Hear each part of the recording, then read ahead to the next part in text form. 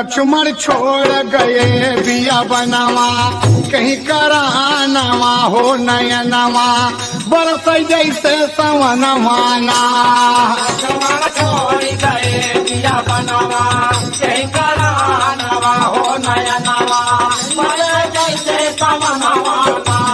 लक्ष्मण छोड़ गए बिया बनावा कहीं करानवा हो नयनवा बरस जैसे सवनवाना।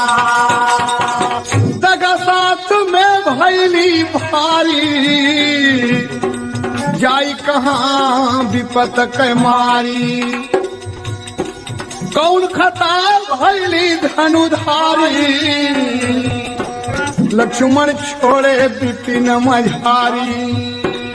दुखियारी का तड़प मनवा दुखियारी का तड़प मनवा नाथ का